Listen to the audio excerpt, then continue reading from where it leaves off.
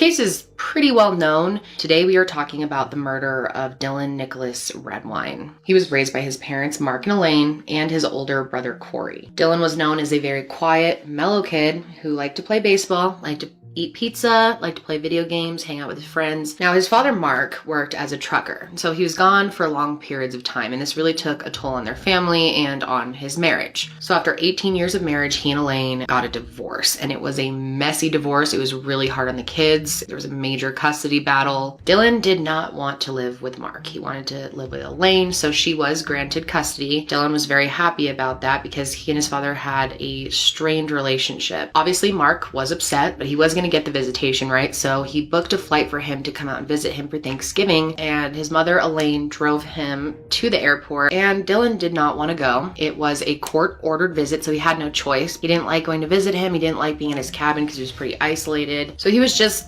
bummed out about having to go, and there's actually footage of him at the airport. And it was even harder this time because his older brother, Corey, who was over 18 at the time, decided not to go visit him, and he didn't have to because he was an adult. During the previous visit that Dylan had with his father, they had argued a lot. It seemed like Mark kind of was taking out his frustration with Elaine on his son. After he landed, he texted his mom that he made it safely, but he was not happy about it. His last message that he ever sent her had a frowning face in it. And the first night that he was there, Dylan asked his dad if he could stay the night at a friend's house. He clearly did not want to be around his dad, but his dad said no. So he and his friend made very early plans for the next morning. That's how desperate to get out of this house Dylan was. They were going to be meeting up at 6:30 a.m. the next day. But the next morning at 6:46, his friend texted him back and asked, "Where are you?" and didn't get a reply from Dylan at that point. He tried texting him again around 10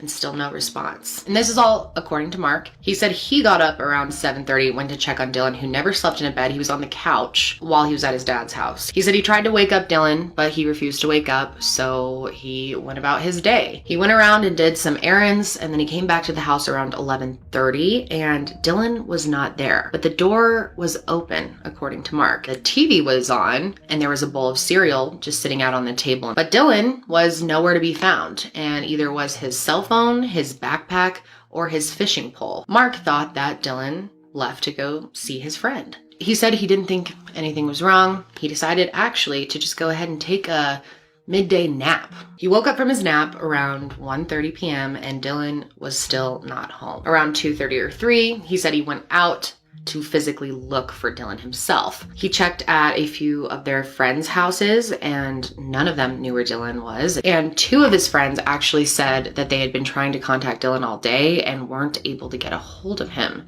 So Mark said at this point he started to freak out. He texted Elaine to see if she had heard from Dylan. And Elaine said she thought it was very odd. She's 6 hours away. Why would she know? He's in your care. Elaine freaked out immediately and contacted the sheriff's office to report Dylan missing. So Mike, Elaine, and Corey, his brother, all jumped in the car and headed down there to help look for Dylan. And they went straight to the sheriff's office to talk to them. After that, they actually went out and searched from about 1 to 2 a.m. around Mark's house. Now, Mark wasn't out searching with them. He was home, but oddly enough, he had all the lights in his house turned off.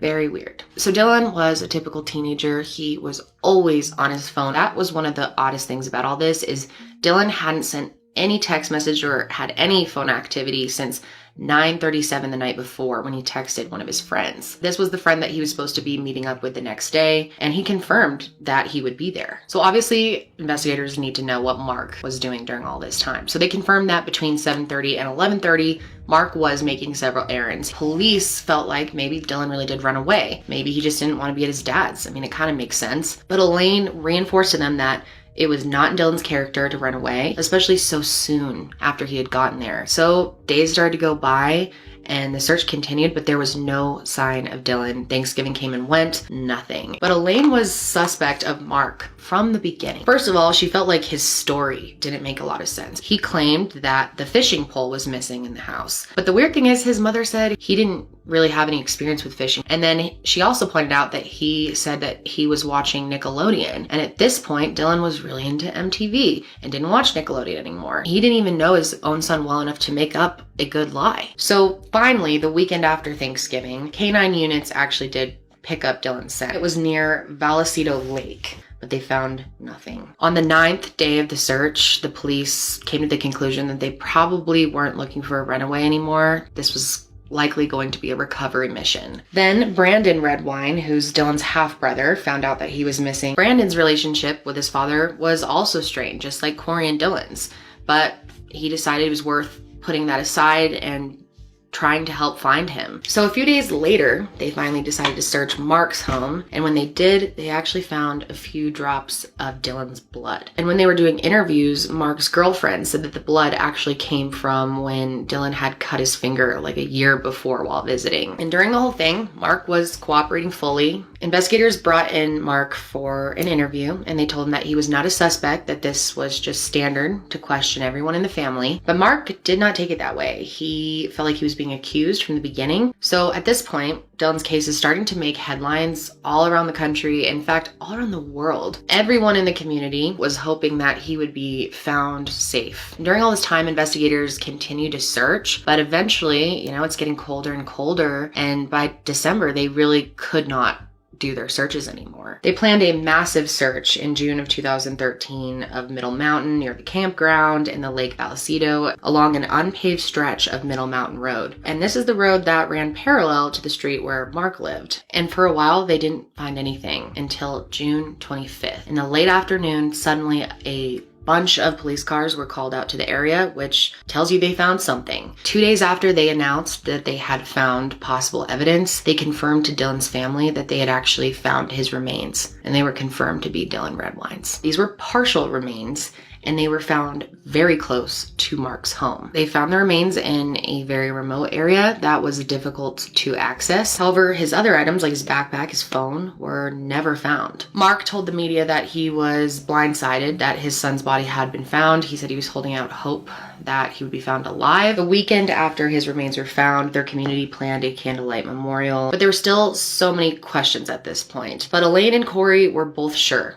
that Mark was definitely lying. Elaine came forward and told the media that she strongly believed Mark was involved in Dylan's death and that she had seen him be violent many times over their 18-year marriage. She just had that mother's intuition that he had killed their son. And in August of 2015, Mark was officially identified as a person of interest in the case. Now, of course, that's different than a suspect. So on November 1st, 2015, more remains of Dylan's were found. A hiker actually stumbled across his skull. It was about 1.5 miles from where the other remains were found, and this was the evidence that they needed. This discovery broke the case wide open. The medical examiner found that there was a fracture above his left eye, and there's also evidence of blunt force trauma to his head. And these injuries were definitely not from an animal. They were from a person. Now Mark is really feeling the heat. But Mark continued to cooperate with investigators, and so did Elaine, of course. And at some point, he actually tried to say that all of the remains, including the skull,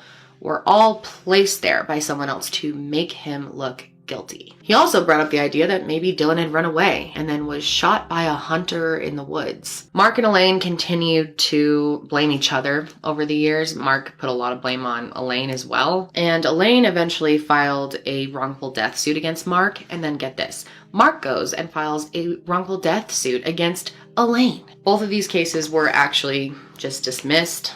And luckily this would get an actual trial later on. But then finally, in summer of 2017, investigators announced that they had enough evidence to go ahead and arrest Mark. He was still working as a truck driver at this time, and he was delivering frozen foods and working in Washington. So that's where he was arrested. And when he got back, he was charged with second-degree murder and child abuse resulting in death in a Colorado courtroom. And of course, Mark pled not guilty to all the charges. And you might be wondering, if Mark was charged with murder in August of 2017, how come trial was just wrapped up this summer? Well, that's because the Dylan Redwine case trial was actually rescheduled 10 times. And once the trial started, each testimony just got more and more shocking. They also announced that investigators had found trace amounts of blood all over Mark's living room. They also announced that cadaver dogs had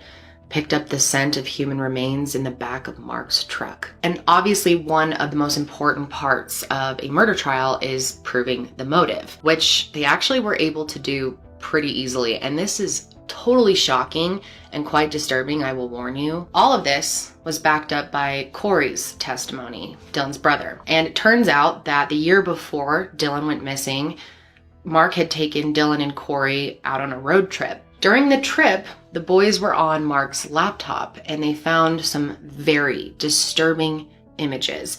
There are a few that I can put in here, but I'm definitely not gonna be able to put all of them. These pictures showed Mark wearing makeup, red lipstick, and a red bra. And the most shocking part of this was they actually found a picture of him dressed up like this, eating human feces. Corey said that he and Dylan were just disgusted by what they were seeing and really freaked out. And in early 2012, before Dylan went missing, Corey had confronted his dad about it. When Mark heard that Dylan and him had seen the pictures, he freaked out. Obviously, he's super worried they're gonna share them with someone. So the prosecution argues that Dylan may have finally confronted his father about what he had seen, and his father flew into a violent rage and killed him. They argued that ever since, Mark had been lying to the police and trying to confuse investigators as much as he could. Now, Mark denies the person in the photo is even him. He, in fact, thinks Elaine made these photos and photoshopped him into it to embarrass him.